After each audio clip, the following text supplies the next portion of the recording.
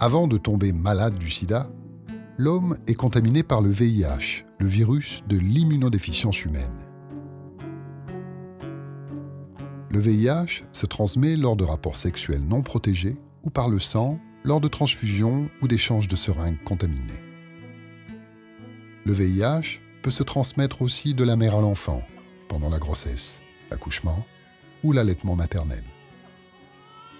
Le virus attaque certaines cellules du système immunitaire, les cellules à récepteur CD4, dont le rôle est d'organiser la contre-attaque quand un corps étranger nous agresse.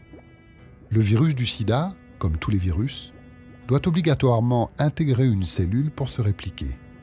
Les capteurs dont il dispose à sa surface lui permettent de fusionner avec les CD4 des cellules immunitaires.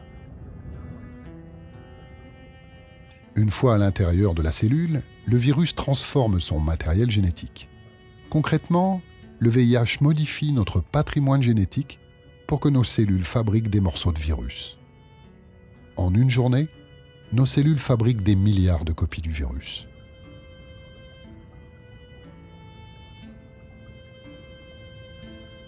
Durant cette première phase, les symptômes comme la fièvre et la fatigue sont souvent confondus avec ceux d'une grippe.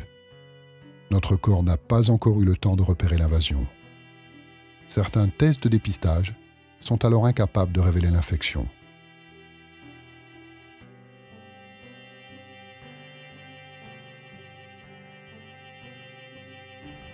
Deuxième étape. L'armée de globules blancs menée par les CD4 attaque les virus. Le VIH, agressé, se réplique plus lentement. C'est la phase latente de l'infection qui dure en moyenne de 7 à 8 ans.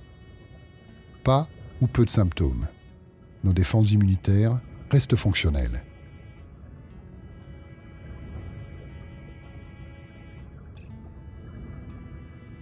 Troisième étape. Notre système immunitaire s'est épuisé dans la bataille, le virus prend le dessus, le nombre de CD4 s'effondre. La personne séropositive tombe malade du sida et devient la proie facile de maladies opportunistes, comme la tuberculose par exemple. La situation des jeunes enfants est différente. Leur système immunitaire en construction est impuissant face au virus. Ils tombent malades très rapidement. Sans traitement, un enfant sur 2 n'atteint pas l'âge de 2 ans.